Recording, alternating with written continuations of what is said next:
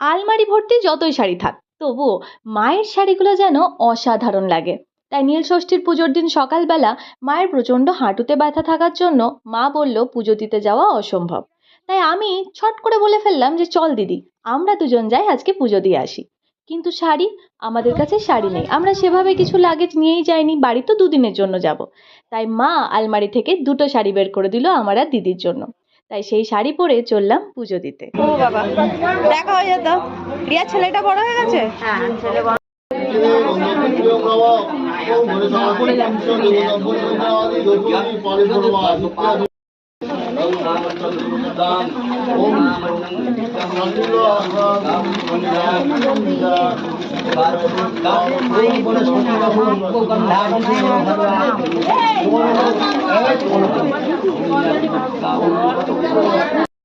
দেখি মাসিমণি ওই ঘরে যাবে, ঘরে যাবে তারা।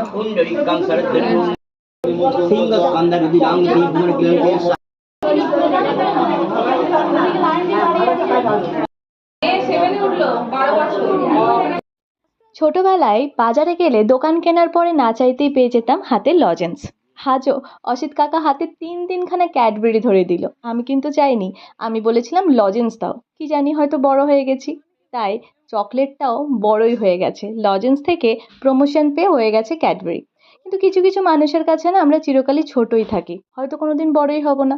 এরকম ছোট থাকতে কার না ভালো লাগে? যতই দেশ বিদেশ এখান সেখান ঘুরে বেড়াও না কেন, এই ছেঁড়া পরোটার তরকারির স্বাদ তুমি পৃথিবীর কোথাও পাবে না, মিলিয়ে নিও।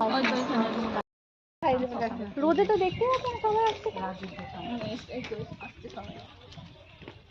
আমি তো তাকাতেই পারছি না। সবাই মেয়েরা বাপের বেটি কেন মনে হয় বলো তো? এই বাড়িটা তো তাহলে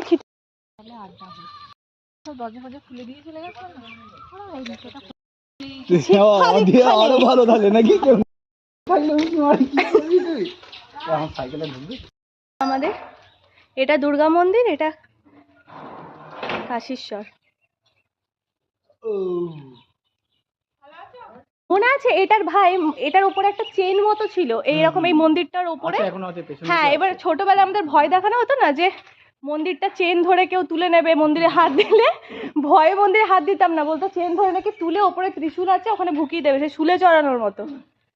লট অফ মেমোরিজ। এখন তো অনেক ভালো হয়ে গেছে না এটা।